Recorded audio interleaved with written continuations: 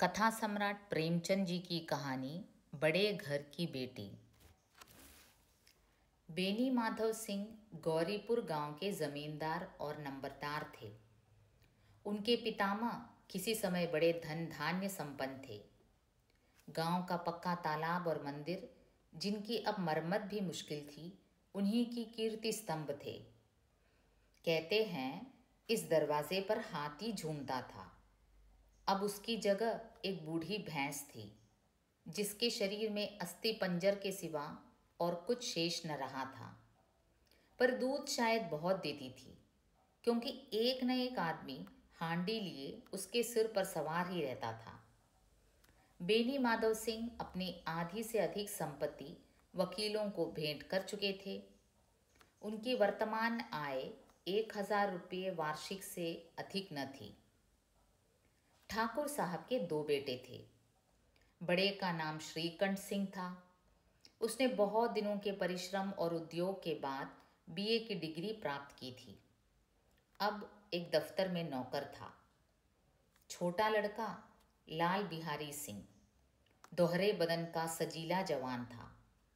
भरा हुआ मुखड़ा, चौड़ी छाती। भैंस का 2 सेर ताज़ा दूध वह उठकर सवेरे पी जाता था। श्रीकंठ सिंह की दशा बिल्कुल विपरीत थी। इन नेत्रप्रिय गुणों को उन्होंने BA इन्हीं 2 अक्षरों पर न्योछावर कर दिया था। इन 2 अक्षरों ने उनके शरीर को निर्बल और चेहरे को कांतिहीन बना दिया था। इसी से वैदिक ग्रंथों पर उनका विशेष प्रेम था। आयुर्वेदिक औषधियों पर उनका अधिक विश्वास था। शाम सवेरे से उनके कमरे से प्रायः खरल की सुरीली कर्ण मधुर ध्वनि सुनाई दिया करती थी। लाहौर और कलकत्ते के वैद्यों से बड़ी लिखा पड़ी रहती थी। श्रीकंठ इस अंग्रेजी डिग्री के अधिपति होने पर भी अंग्रेजी सामाजिक प्रथाओं के विशेष प्रेमी न थे, बल्कि वह बहुधा बड़े जोर से उसकी निंदा और तिरस्कार किया करते थे। इसी से गांव में उनका बड़ा सम्मान था।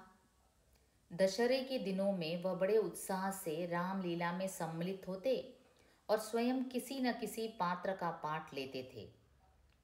गौरीपुर में रामलीला के वही जन्मदाता थे। प्राचीन हिंदू सभ्यता का गुणगान उनकी धार्मिकता का प्रधान अंग था। सम्मिलित कुटुंब के तो वह एकमात्र उपासक थे। आजकल स्त्रियों को कुटुंब में मिलजुल कर रहने की जो अरुचि होती है, उसे वह जाति और देश दोनों के लिए हानिकारक समझते थे। यही कारण था कि गांव की ललनाएं उनकी निंदक थी। कोई कोई तो उन्हें अपना शत्रु समझने में भी संकोच न करती थी। स्वयं उनकी पत्नी को ही इस विषय में उनसे विरोध था। यह इसलिए नहीं कि उसे अपने सास ससुर देवर या जेठ आदि से घृणा थी, बल्कि उसका विचार था कि यदि बहुत कुछ सहने और तरह देने पर भी परिवार के साथ निर्वाह न हो सके, तो आए दिन की कलह से जीवन को नष्ट करने की अपेक्षा यही उत्तम है कि अपनी खिचड़ी अलग पकाई जाए। आनंदी एक बड़े उच्च कुल की लड़की थी। उसके बाप एक छोटी सी रियासत के तालुकेदार थे। विशाल भवन, एक हाथी, 3 कुत्ते, बाज, बहरी, शिकरे, झाड़ फानुस, ऑनरेरी मजिस्ट्री और रण, जो एक प्रतिष्ठित तालुकेदार के भोग्य पदार्थ हैं, सभी यहाँ विद्यमान थे। नाम था भूप सिंह। बड़े उदारचित्त और प्रतिभाशाली पुरुष थे, पर दुर्भाग्य से लड़का एक भी न था। 7 लड़कियां हुई और दैव योग से सब की सब जीवित रहीं। पहली उमंग में तो उन्होंने 3 ब्याह दिल खोल कर किए, पर 15-20 हजार रुपयों का कर्ज सिर पर हो गया तो आंखें खुली, हाथ समेट लिया। आनंदी चौथी लड़की थी। वह अपनी सब बहनों से अधिक रूपवती और गुणवती थी। इससे ठाकुर भूप सिंह उसे बहुत प्यार करते थे। सुंदर संतान को कदाचित उसके माता पिता भी अधिक चाहते हैं। ठाकुर साहब बड़े धर्म संकट में थे कि इसका विवाह कहाँ करें। न तो यही चाहते थे कि रण का बोझ बढ़े और न यही स्वीकार था कि उसे अपने को भाग्यहीन समझना पड़े। एक दिन श्रीकंठ उनके पास किसी चंदे का रुपया मांगने आया। शायद नागरी प्रचार का चंदा था। भूप सिंह उनके स्वभाव पर रीझ गए और धूमधाम से श्रीकंठ सिंह का आनंदी के साथ ब्याह हो गया। आनंदी अपने नए घर में आई तो यहाँ का रंग ढंग कुछ और ही देखा। जिस टीम टाम की उसे बचपन से ही आदत पड़ी हुई थी वह यहाँ नाम मात्र को भी न थी। हाथी घोड़ों का तो कहना ही क्या, कोई सजी हुई सुंदर बहली तक न थी। रेशमी स्लीपर साथ लाई थी पर यहाँ बाग कहाँ। मकान में खिड़कियाँ तक न थी, न जमीन पर फर्श, न दीवार पर तस्वीरें। यह एक सीधा सादा दोहाती गृहस्थ का मकान था। किंतु आनंदी ने थोड़े ही दिनों में अपने को इस नई अवस्था के ऐसा अनुकूल बना दिया मानो उसने विलास के सामान कभी देखे ही न थे। एक दिन दोपहर के समय लाल बिहारी सिंह 2 चिड़िया ले हुए आया और भावत से बोला, जल्दी से पका दो, मुझे भूख लगी है। आनंदी भोजन बनाकर उसकी राह देख रही थी। अब वह नया व्यंजन बनाने बैठी। हांडी में देखा तो घी पाँव भर से अधिक न था। बड़े घर की बेटी किफ़ायत क्या जाने, उसने सब घी मांस में डाल दिया। लाल बिहारी खाने बैठा तो दाल में घी न था। बोला, दाल में घी क्यों नहीं छोड़ा? आनंदी ने कहा, घी सब मांस में पड़ गया। लाल बिहारी जोर से बोला, अभी परसों घी आया है, इतना जल्द उठ गया? आनंदी ने उत्तर दिया, आज तो कुल पाँव भर रहा होगा, वह सब मैंने मांस में डाल दिया। जिस तरह सूखी लकड़ी जल्दी से जल उठती है, उसी तरह क्षुधा से बावला मनुष्य जरा जरा सी बात पर तिनक जाता है। लाल बिहारी को बावच की यह ठिठाई बहुत बुरी मालूम हुई। तुनक कर बोला, मैके में तो चाहे घी की नदी बहती हो, स्त्री गालियां सह सकती हैं, मार भी सह लेती है, पर मैके की निंदा उससे नहीं सही जाती। आनंदी मुंह फेर कर बोली, हाथी मरा भी तो 9 लाख का, वहाँ इतना घी नित्य नाई कहार खा जाते हैं। लाल बिहारी जल गया, थाली उठाकर पलट दी और बोला, जी चाहता है जीप पकड़कर खींच लूं। आनंदी को भी क्रोध आ गया, मुंह लाल हो गया। बोली, वह होते तो आज इसका मजा चखाते। अब अप्पड़ उज्जड़ ठाकुर से न रहा गया। उसकी स्त्री एक साधारण जमींदार की बेटी थी। जब जी चाहता उस पर हाथ साफ कर लिया करता था। खड़ाऊ उठाकर आनंदी की ओर जोर से फेंकी और बोला, जिसके गुमान पर फूली हुई हो उसे भी देखूंगा और तुम्हें भी। आनंदी ने हाथ से खड़ाऊ रोकी, सिर बच गया, पर उंगली में बड़ी चोट आई। क्रोध के मारे हवा से हिलते पत्ते की भांति कांपती हुई अपने कमरे में आकर खड़ी हो गई। स्त्री का बल और साहस, मान और मर्यादा पति तक है। उसे अपने पति के ही बल और पुरुषत्व का घमंड होता है। आनंदी खून का घूंट पीकर रह गई। श्रीकंठ सिंह शनिवार को घर आया करते थे। बृहस्पति को यह घटना हुई थी। 2 दिन तक आनंदी कोप भवन में रही, न कुछ खाया न पिया, उनकी बाट देखती रही। अंत में शनिवार को वह नियमानुकूल संध्या समय पर आए और बाहर बैठकर कुछ इधर उधर की बातें, कुछ देश काल संबंधी समाचार तथा कुछ नए मुकदमों आदि की चर्चा करने लगे। वह वार्तालाप 10 बजे रात तक होता रहा। गांव के भद्र पुरुषों को इन बातों में ऐसा आनंद मिलता था कि खाने पीने की भी सुधि न रहती थी। श्रीखंड को पिंड छुड़ाना मुश्किल हो जाता था। ये 2-3 घंटे आनंदी ने बड़े कष्ट से काटे। किसी तरह भोजन का समय आया, पंचायत उठी, एकांत हुआ तो लाल बिहारी ने कहा, भैया आप ज़रा भाभी को समझा दीजिएगा कि मुंह संभाल कर बातचीत किया करें, नहीं तो एक दिन अनर्थ हो जाएगा। वह बड़े घर की बेटी है तो हम भी कोई कुमी कहार नहीं है। श्रीखंड ने चिंतित स्वर में पूछा, आखिर बात क्या हुई? लाल बिहारी ने कहा, कुछ भी नहीं, यूं ही आप उलझ पड़ी। मैके के सामने हम लोगों को कुछ समझती ही नहीं। श्रीखंड खा पीकर आनंदी के पास गए। वह भरी बैठी थी। यह हसरत भी कुछ तीखे थे। आनंदी ने पूछा, चित्त तो प्रसन्न है? श्रीखंड बोले, बहुत प्रसन्न है, पर तुमने आजकल घर में यह क्या उपद्रव मचा रखा है? आनंदी की त्योरियों पर बल पड़ गए। झुंझलाहट के मारे बदन में ज्वाला सी दहक उठी। बोली, जिसने तुमसे यह आग लगाई है उसे पाऊं तो मुंह झुलसा दूं। श्रीकंठ, इतनी गर्म क्यों होती हो? बात तो कहो। आनंदी, क्या कहूँ, यह मेरे भाग्य का फेर है। नहीं तो गंवार छोकरा, जिसको चपरासीगिरी करने का भी शऊर नहीं, मुझे खड़ाऊं से मारकर यूं न अकड़ता। श्रीखंड, सब हाल साफ साफ कहो तो मालूम हो, मुझे तो कुछ पता नहीं। आनंदी, परसों तुम्हारे लाडले भाई ने मुझसे मांस पकाने को कहा। घी हांडी में पाँव भर से अधिक न था। वह सब मैंने मांस में डाल दिया। जब खाने बैठा तो कहने लगा, दाल में घी क्यों नहीं है? बस इसी पर मेरे मैके का बुरा भला कहने लगा। मुझसे न रहा गया। मैंने कहा कि वहाँ इतना घी तो नाई कहार खा जाते हैं और किसी को जान भी नहीं पड़ता। बस इतनी सी बात पर इस अन्यायी ने मुझ पर खड़ाऊ फेंक मारी। यदि हाथ से न रोक लूं तो सिर फट जाए।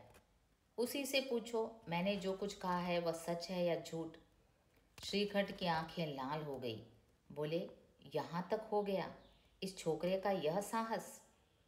आनंदी स्त्रियों के स्वभावानुसार रोने लगी, क्योंकि आंसू उनकी पलकों पर रहते हैं। श्रीकंठ बड़े धैर्यवान और शांत पुरुष थे। उन्हें कदाचित ही कभी क्रोध न आता था।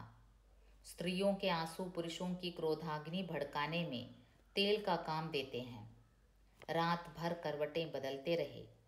उद्विग्नता के कारण पलक तक नहीं झपकी। प्रातःकाल अपने बाप के पास जाकर बोले, दादा, अब इस घर में मेरा निबाह न होगा। इस तरह की विद्रोहपूर्ण बातें कहने पर श्रीकंठ ने कितनी ही बार अपने कई मित्रों को आड़े हाथों लिया था, परंतु दुर्भाग्य, आज उन्हें स्वयं वे ही बातें अपने मुंह से कहनी पड़ी। दूसरों को उपदेश देना भी कितना सहज है। बेनी माधव सिंह घबरा उठे और बोले, क्यों? श्रीखंठ, इसलिए कि मुझे भी अपनी मान प्रतिष्ठा का कुछ विचार है। आपके घर में अब अन्याय और हठ का प्रकोप हो रहा है। जिनको बड़ों का आदर सम्मान करना चाहिए वे उनके सिर चढ़ते हैं। मैं दूसरों का नौकर ठहरा, घर पर रहता नहीं। यहाँ मेरे पीछे स्त्रियों पर खड़ाऊं और जूतों की बौछारें होती हैं। कड़ी बात तक चिंता नहीं, कोई एक की दो कह ले, वहाँ तक मैं सह सकता हूँ, किंतु यह कदापि नहीं हो सकता कि मेरे ऊपर लात घुसे पड़े और मैं दम न मारूं।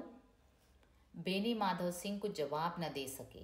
श्रीखंड सदैव उनका आदर करते थे। उनके ऐसे तेवर देखकर बूढ़ा ठाकुर अवाक रह गया। केवल इतना ही बोला, बेटा, तुम बुद्धिमान होकर ऐसी बातें करते हो। स्त्रियां इस तरह घर का नाश कर देती हैं। उनका बहुत सिर चढ़ाना अच्छा नहीं। श्रीखंड, इतना मैं जानता हूँ, आपके आशीर्वाद से ऐसा मूर्ख नहीं हूँ। आप स्वयं जानते हैं कि मेरे ही समझाने बुझाने से इसी गांव में कई घर संभल गए। पर जिस स्त्री की मान प्रतिष्ठा का ईश्वर के दरबार में उत्तरदाता हूँ, उसके प्रति ऐसा घोर अन्याय और पशुवत व्यवहार मुझे असह्य है। आप सच मानिए, मेरे लिए यही कुछ कम नहीं है कि लाल बिहारी को कुछ दंड नहीं देता। अब बेनी माधव सिंह भी गरमाए, ऐसी बातें और न सुन सके। बोले, लाल बिहारी तुम्हारा भाई है, उससे जब कभी भूल चूक हो उसके कान पकड़ो, लेकिन। श्रीखंड, लाल बिहारी को मैं अब अपना भाई नहीं समझता। बेनी माधव सिंह, स्त्री के पीछे? श्रीकंठ, जी नहीं, उसकी क्रूरता और अविवेक के कारण। दोनों कुछ देर चुप रहे। ठाकुर साहब लड़के का क्रोध शांत करना चाहते थे, लेकिन यह नहीं स्वीकार करना चाहते थे कि लाल बिहारी ने कोई अनुचित काम किया है। इसी बीच में गांव के और कई सज्जन हुक्के चिलम के बहाने वहां आ बैठे। कई स्त्रियों ने जब यह सुना कि श्रीकंठ पत्नी के पीछे पिता से लड़ने को तैयार है तो उन्हें बड़ा हर्ष हुआ। दोनों पक्षों की मधुर वाणियां सुनने के लिए उनकी आत्माएं तिल मिलाने लगीं। गांव में कुछ ऐसे कुटिल मनुष्य भी थे जो इस कुल की नीतिपूर्ण गति पर मन ही मन जलते थे। वे कहा करते थे, श्रीखंड अपने बाप से दबता है, इसीलिए वह दब्बू है। उसने विद्या पढ़ी, इसलिए वह किताबों का कीड़ा है। बेनी माधव सिंह उसकी सलाह के बिना कोई काम नहीं करते, यह उनकी मूर्खता है। इन महानुभावों की शुभकामनाएं आज पूरी होती दिखाई दी। कोई हुक्का पीने के बहाने और कोई लगान की रसीद दिखाने आकर बैठ गया। बेनी माधव सिंह पुराने आदमी थे, इन भावों को ताड़ गए। उन्होंने निश्चय किया, चाहे कुछ भी क्यों न हो, इन द्रोहियों को ताली बजाने का अवसर न दूंगा। तुरंत कोमल शब्दों में बोले, बेटा, मैं तुमसे बाहर नहीं हूँ, तुम्हारा जो जी चाहे करो, अब तो लड़के से अपराध हो गया। इलाहाबाद का अनुभव रहित झल्लाया हुआ ग्रेजुएट इस बात को न समझ सका। उसे डिबेटिंग क्लब में अपनी बात पर अड़ने की आदत थी। इन हथकंडों की उसे क्या खबर। बाप से जिस मतलब से बात पलटी थी वह उसकी समझ में न आई। बोला, लाल बिहारी के साथ अब इस घर में नहीं रह सकता। बेनी माधव, बेटा, बुद्धिमान लोग मूर्खों की बात पर ध्यान नहीं देते। वह बेसमझ लड़का है, उससे जो कुछ भूल हुई उसे तुम बड़े होकर क्षमा करो। श्रीकंठ, उसकी इस दुष्टता को मैं कदापि नहीं सह सकता। या तो वही घर में रहेगा या मैं। आपको यदि वह अधिक प्यारा है तो मुझे विदा कीजिए, मैं अपना भार आप संभाल लूँगा।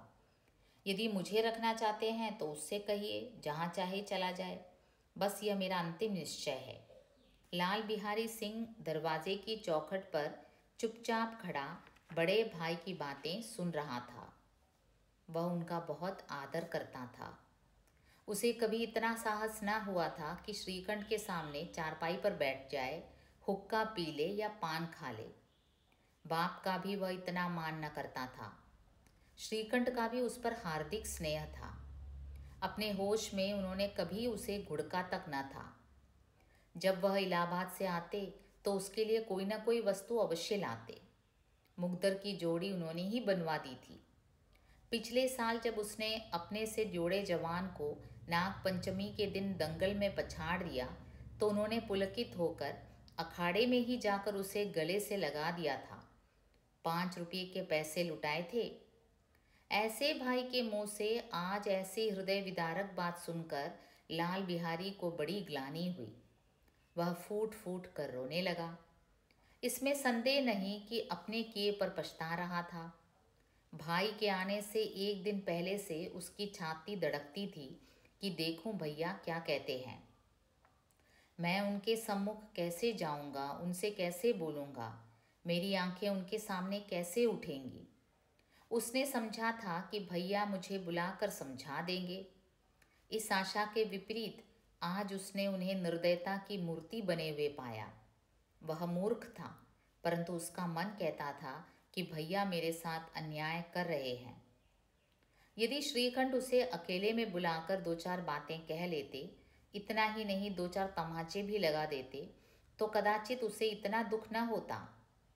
पर भाई का यह कहना कि अब मैं उसकी सूरत नहीं देखना चाहता, लाल बिहारी से सहा न गया। वह रोता हुआ घर आया। कोठरी में जाकर कपड़े पहने, आंखें पोंछी, जिससे कोई यह न समझे कि रोता था।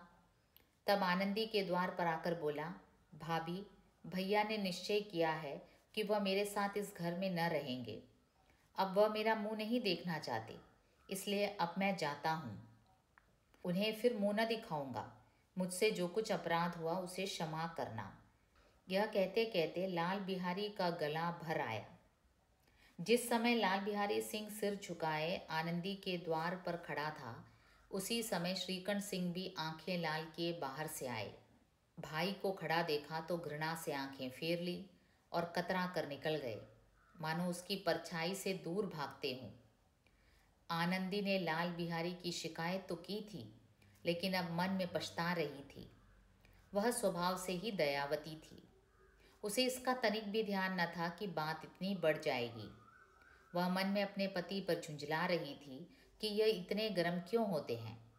उस पर यह भय भी लगा हुआ था कि कहीं मुझसे इलाहाबाद चलने को कहें तो कैसे क्या करूंगी।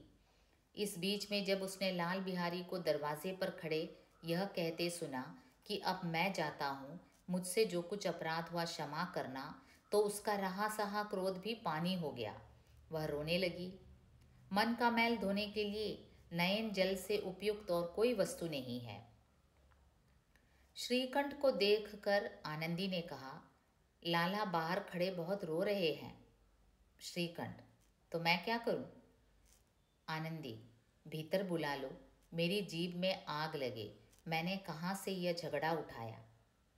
श्रीकंठ, मैं न बुलाऊंगा। आनंदी, पछताओगे, उन्हें बहुत ग्लानि हो गई है, ऐसा न हो कहीं चल दें। श्रीकंठ न उठे।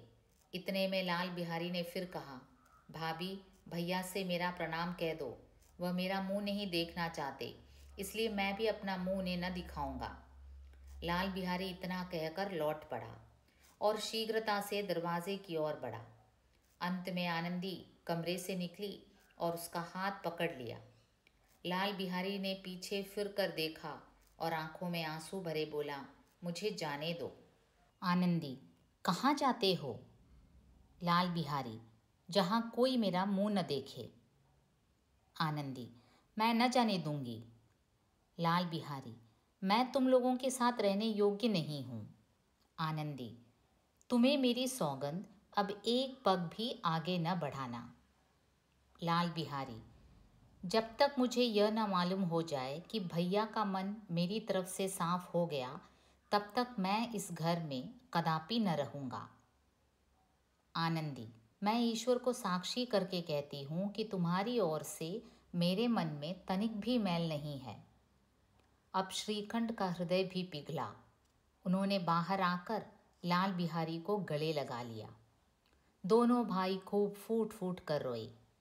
लाल बिहारी ने सिसकते हुए कहा, भैया, अब कभी मत कहना कि तुम्हारा मुंह न देखूंगा। इसके सिवा आप जो दंड देंगे मैं सहर्ष स्वीकार करूंगा। श्रीकंठ ने कांपते हुए स्वर से कहा, लल्लू, इन बातों को बिल्कुल भूल जाओ। ईश्वर चाहेगा तो फिर ऐसा अवसर न आवेगा। बेनी माधव सिंह बाहर से आ रहे थे। दोनों भाइयों को गले मिलते देखकर आनंद से पुलकित हो गए।